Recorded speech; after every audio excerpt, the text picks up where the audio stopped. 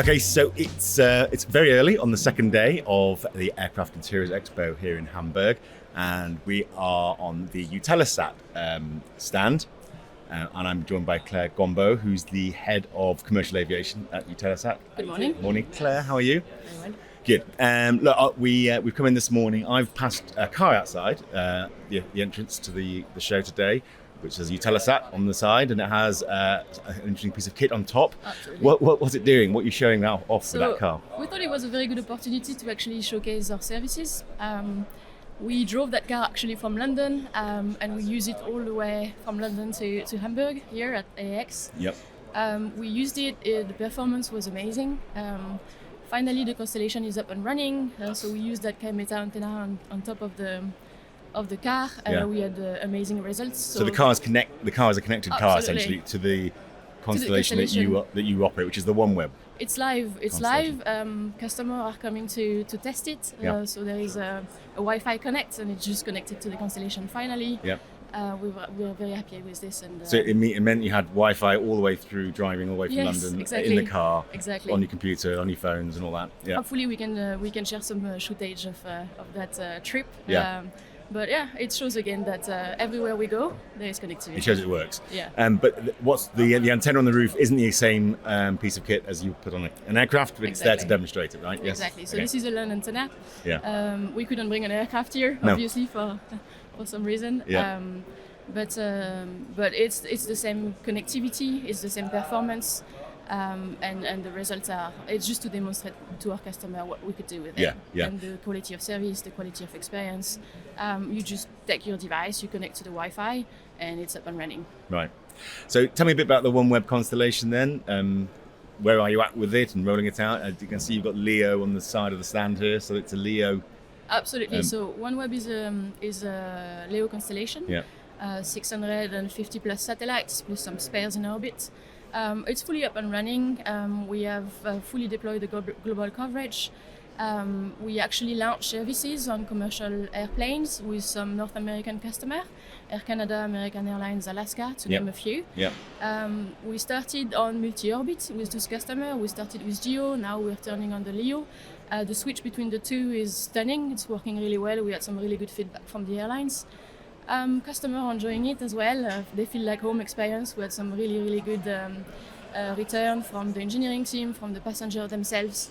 But not only the passenger, also the crew are connecting it, and they are looking how we can enhance the connected aircraft as a whole throughout connectivity for non-safety, non-critical application, for instance. So Sure. full connected aircraft, we're going to get there. And so your three North American customers again are Alaska. Alaska, Air Canada, American Airlines. Okay. And they're adding it, retrofitting it to all their fleet, are they? Yeah, absolutely. How far are they down the line on doing So that? we've done more than 100 installs, maybe 120, 130. Yeah. It's going very quick, so we need to check on those numbers. The team is working very actively with the airlines to do that. Yes.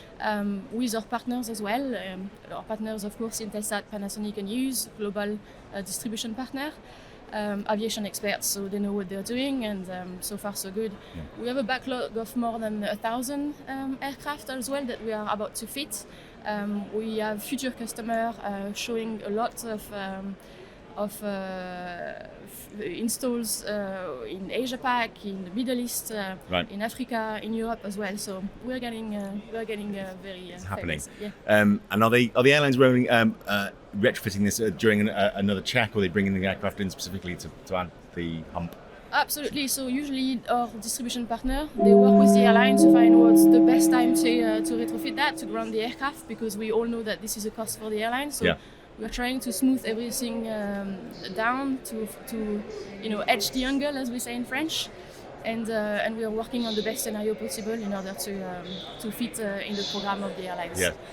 We don't want connectivity to be a difficulty for an airline. We of course work with them. We work with their team in order to. And the key thing for the technology, it's relatively simple to fit. I mean, you've designed it that way, so it doesn't cause too many Exactly. hassles in the actual physical processes. Yeah. It was part of the design. Yeah. It's a lightweight antenna. It's a ESA antenna, so it's future-proof for the next generation to come. Yeah. It's absolutely an antenna that will last for decades. Alongside with our constellation, actually, we are always innovating. Today we are on the Gen 1 with 600 plus satellites. We're already talking about Gen 1 Plus, Yes. which is 5G enhanced. We're also looking at launching new satellites in order to refurbish that constellation by 2027. And of course, you probably heard in the news about IRIS², which is actually a consortium with the European Union and the European Space Agency Right. in order to develop our own European constellation that is absolutely multi-orbit, so LEO, MEO, and GEO. Yes. Very, very strong program. Very proud of it. There's a feeling, and it's been talked about a lot, connectivity, the connected aircraft. I think Panasonic launched new technology yesterday to Yeah, help with that. There's plenty of people out around this part of the show with technology to further that. It's happening, and eventually we'll have ubiquity. I mean, everyone will be connected. How far off do you think we are as an industry from that? It's still a surprising number of aircraft out there that aren't really connected at all. I mean, it's not There is a lot we to expect that these days, but it's not really happening yet. Absolutely, you're right. I think there is a lot to grab. We've met with a lot of airlines yesterday. Some new airlines that are now looking at connectivity to enhance their passenger experience. Yeah. I think during COVID time, we had it was very slow, but now it's picking up again. People are looking at what to do with the aircraft. There is also a way to entertain the passenger, but also to monetize inside the aircraft. Yeah. So they are looking at both ways, depending on the profile of the airline. You mentioned it really well. I think we are very proud of our partner. They are industry experts, right? Yeah. They have been in the industry for years, for decades. They innovate, whether it's for IFE and IFE and connectivity, connected IFE. Some others are already innovating for new terminal, new UTs to be put on the aircraft. Others sell innovative services. So we really want to tailor the service to the airlines to make sure that it fits their requirements, that it fits their need. We just don't provide a one-size-fits-all kind of service, right? So we really work with different distribution partners to make sure that they answer the demand, the right demand. Yeah, there's been discussion at on Monday at the Passenger Experience Conference about making sure that your technology you fit now doesn't put you into legacy very quickly, because things change very quickly. Yeah. So this thing about being bespoke and tailoring is important, but also that the technology doesn't suddenly become out of date very quickly. No. So you don't go down sort of slightly rabbit holes. But there is a fear that some of the airlines are going down more the more proprietary route and less open. Why is that happening? Are airlines sort of trying to go really quickly into this and feel that they've got to control things, and they don't really like the open aspect of some of the technology? What's going on? The airlines are very smart. They make decisions for the years to come, right? So it needs to be an investment. The capex is heavy, the opex as well. So they want to make sure it fits for what they want to do. Some airlines, they want a solution that already exists for ages, that has been tested. Yeah. Some other airlines are coming to us and they say, look, we want to collaborate on some new projects. We want to innovate with you as a partnership, as a collaboration. So we have different types of airlines. No airlines are the same. We really want to adapt. So either they are owning that technology and they want to build up on it, or they come to us when it's like, we want something solid, something that exists. They are looking at what other airlines are doing and they are just doing the same. So we just go the journey with them, depending on what they ask us to do. Are the airlines just looking at this as in terms of passenger experience, like IFE and things like that? Because that's clearly a big use for this. But there's so many other things that a connected aircraft can do. Some maybe stuff that the customer doesn't see. Panasonic yesterday were talking about third-party apps for the crew to operate, for maintenance and so on, and in the cockpit.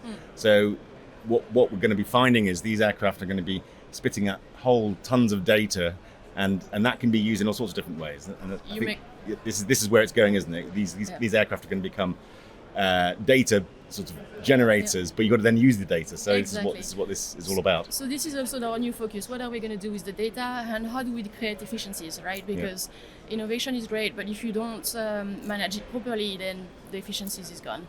So we're really looking at building up how can we reuse the data? How can we share the data within our ecosystem to learn more and to be more competitive? So this is something we will spend a lot of time on moving forward. So as I said, we just launched commercial aviation services. The data is coming to us finally. So we're going to learn on this and build up. Yeah, you may know we run an annual conference called Predictive Aircraft Maintenance. So hence we're very interested in this side of things, because this can really open the door to that. To doing that really in real time, can't it? You can be sending back information as the plane is in flight. And at the other end, something can be ready to be fixed, or a part can be there. So that could really open the door to something. You talk about efficiencies in the airline industry. That's so crucial these days, because the airline industry simply doesn't make really enough money off its operations, doesn't it? So. I also have an airline background, and I know how important it is to stream the airline operations, right? Time on the ground is not something that any airline wants. So we make sure that a connected aircraft brings those advantage in terms of operation, maintenance, services, and also the crew are happy. And usually we try to make the life easier for airline through connectivity. And connectivity now, it's everywhere, in every business, in every domain. You always want to be connected in order to get a certain advantage. So on the market or throughout your industry. We will support them in that way for sure. Yeah, so space is an interesting place at the minute. I mean, there's some pretty high profile, operators. We won't mention who they are, but they've got stands around here, operating in space. But there's a battleground for dominance up there. So, what do you feel is going on? Are we in a period of sort of there is a battle for dominance, and players will emerge? There may be some consolidation eventually, but what's your view of where we are with the space race? So I'm not afraid of competition, because I think competition drives innovation in general. I like to see what they do out there, and I like to be aware of what's going on. We were first in the market, then they looked at what we did and they are doing it better, and now we are looking at what they did and we are going to do it even better. So we're getting there, and the new technology is always fascinating, right? And how can we improve it? How can we go further? And Eutelsat OneWeb has a lot of talented and expert people, and they are looking at that. So I'm very well surrounded here. It's happening. It's happening all over the place. You obviously demonstrate it in a car. If you look at the cruise industry, they've made cruise ships now completely connected wherever they are. It's incredible, because you can be in the middle of the Pacific and absolutely, probably better coverage than you get at home often. The aircraft is slightly different, isn't it? Because there's not a lot of space on the aircraft for loads and loads of different antennas, where a cruise ship can have probably as many as they want. So there is a kind of it was mentioned the battle for the hump. Who owns the hump sort of owns the aircraft almost. So that's going on. Again, that's competition. That presumably is a good thing. That competition's happening. How's that competition panning out, do you think? Is it quite fierce out there to own the hump on that aircraft?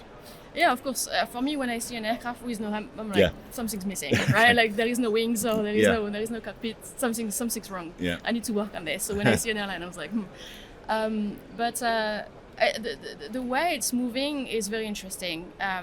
5-6 years ago, when we would talk to an airline about one antenna, it would be the lightest, the smallest, the cheapest. It's still the case, but now they don't hesitate to put two antennas, or to look at what is the best return on investment in terms of solution and installs and things like that. So the trend has shifted a little bit from cheap or lightweight. It's still lightweight and cheap, but now they are looking at what can I get out of that technology in order to sustain my demand, either passenger demand or operation or maintenance.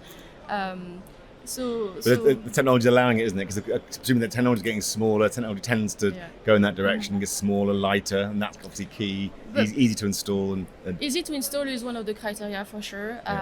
Smaller as well, depending on the need. Now we see some airlines that are looking for really a solid, strong antenna capable of multi-orbit. So we are not going on the light and small, we are looking at the technology behind it and what you can do with it. The multi-orbit has the capability to provide redundancy wherever they fly in the world. With OneWeb, with the LEO orbit, we cover from North Pole to South Pole. There is not a single place in the world we are not going to connect. But sometimes we want redundancy for application type services where we can use some geo as well. So geo for me is still an important part in the world of connectivity and aviation. Time's nearly up, but we're second day of the show, a big long day yesterday. How was the feeling? What was the general feedback? People are happy. they are coming here driven by looking at the best solution. We had loads of meetings. It's very, very busy. Yeah. It's good to see the new entrants as well, to welcome them in the industry.